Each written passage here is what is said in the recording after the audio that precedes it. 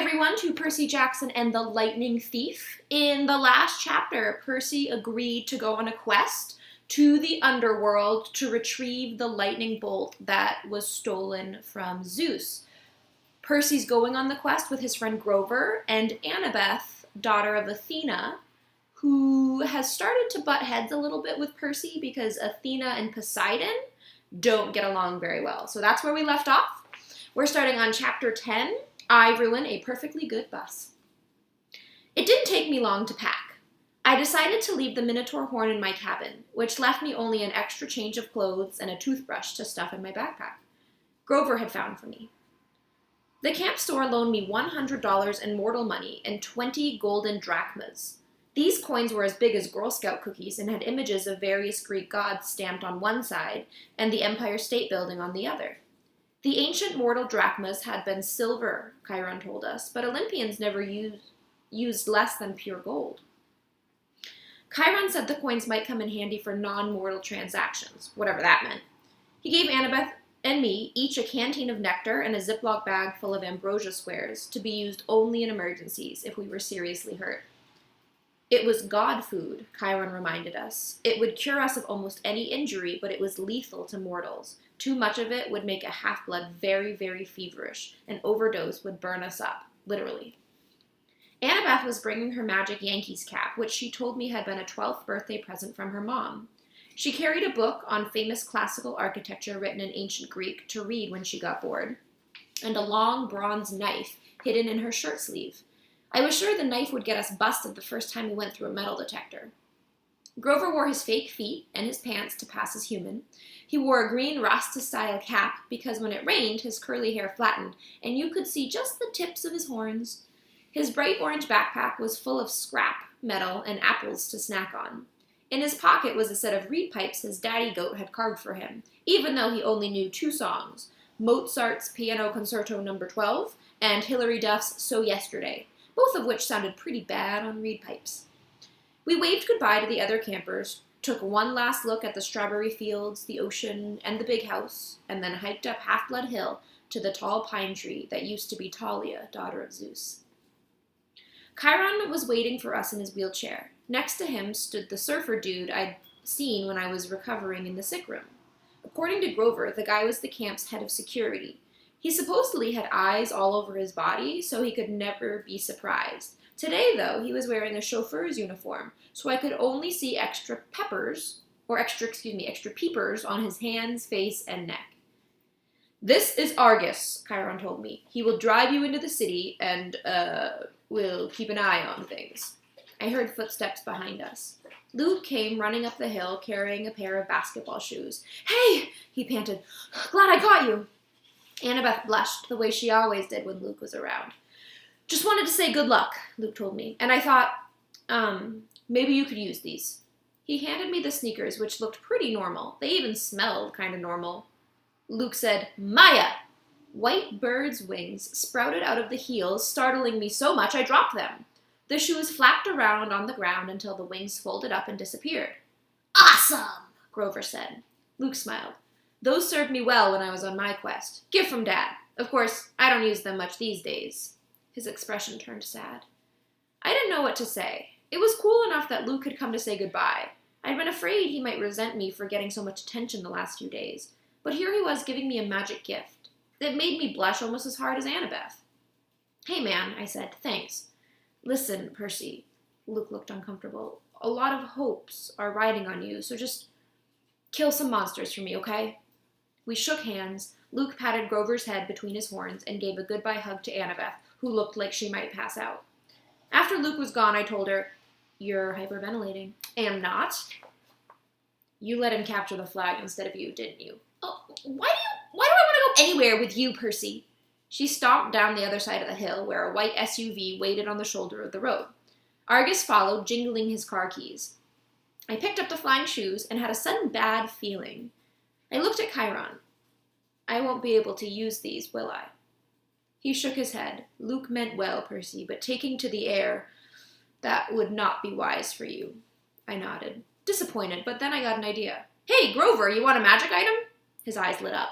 "Me?" Pretty soon, we'd laced the sneakers over his fake feet and the world's first flying goat boy was ready for lunch. "Maya!" he shouted. He got off the ground okay, but then fell over sideways, so his backpack dragged through the grass. The winged shoes kept bucking up and down like tiny broncos. "Practice," Chiron called after him. "You just need to practice." Ah! Grover went flying sideways down the hill like a possessed lawnmower heading toward the van. Before I could follow, Chiron caught my arm. "I should have trained you better, Percy," he said. "If only I had more time. Hercules, Jason, they all got more training." "That's okay. I just wish..." I stopped myself because I was about to sound like a brat. I was wishing my dad had given me a cool magic item to help on the quest. Something as good as Luke's flying shoes or Annabeth's invisible cap. "What am I thinking?" Chiron cried. "I can't let you go without this." He pulled a pen from his coat pocket and handed it to me. It was an ordinary, disposable, ballpoint, black ink removable cap. Probably cost 30 cents.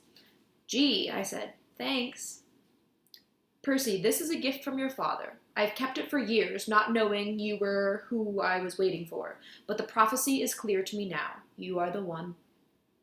I remembered the field trip to the Metropolitan Museum of Art when I'd vaporized Mrs. Dodds. Chiron had thrown me a pen and turned into a sword. Could this be? I took off the cap and the pen grew longer and heavier in my hand. In half a second, I held a shimmering bronze sword with a double-edged blade, a leather-wrapped grip, and a flat hilt riveted with gold studs. It was the first weapon that actually felt balanced in my hand. "The sword has a long and tragic history that we need not go into," Chiron told me. "Its name is Anaklusmos." "Riptide," I translated, surprised the ancient Greek came so easily. "Use it for emergencies only," Chiron said, "and only against monsters. No hero should harm mortals unless absolutely necessary, of course, but this sword wouldn't harm them in any case." I looked at the wickedly sharp blade. "What do you mean it wouldn't harm mortals? How could it not?" "This sword is celestial bronze, sword forged by the Cyclops, tempered in the heart of Mount Etna, cooled in the river Lethe. It's deadly to monsters or any creature from the underworld, provided they don't kill you first. But the blade will pass through mortals like an illusion. They simply are not important enough for the blade to kill. And I should warn you, as a demigod, you can be killed by either celestial or normal weapons. You are twice as vulnerable." "Good to know. Now recap the pen." I touched the pen cap to the sword tip, and instantly Riptide shrank to a ballpoint pen again. I tucked it in my pocket, a little nervous because I was famous for losing my pen at school. "You can't," Chiron said. "Can't what?" "Lose the pen," he said. "It is enchanted. It will always reappear in your pocket. Try it." I was wary, but I threw the pen as far as I could down the hill and watched it disappear in the grass. "It may take a few moments," Chiron told me. "Now check your pocket." Sure enough, the pen was there. "Okay, that is extremely cool," I admitted. "But what if a mortal sees me pulling out a sword?" Chiron smiled. "Mist is a powerful thing, Percy." "Mist?" "Yes. Read the Iliad. It's full of references to the stuff. Whenever divine or monstrous elements mix with the mortal world, they generate mist, which obscures the vision of humans. You will see things just as they are, being a half-blood, but humans will interpret things quite differently. Remarkable, really, the lengths to which humans will go to fit things into their version of reality." I put Riptide back in my pocket. For the first time, the quest felt real. I was actually leaving Half-Blood Hill. I was heading west with no adult supervision, no backup plan, not even a cell phone. Chiron said cell phones were traceable by monsters. If we used one, it would be worse than sending up a flare. I had no weapon stronger than a sword to fight off monsters and to reach the land of the dead. "Chiron," I said, "when you say the gods are immortal, I mean, there was a time before them, right?" 4 ages before them, actually. The time of the Titans with the 4th age, sometimes called the Golden Age, which is definitely a misnomer. This, the time of the Western civilization and the rule of Zeus, is the 5th age. So what was it like before the gods? Chiron pursed his lips.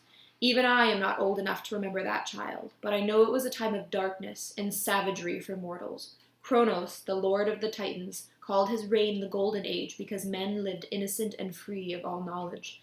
But that was mere propaganda. The Titan King cared nothing for your kind except as appetizers or a source of cheap entertainment.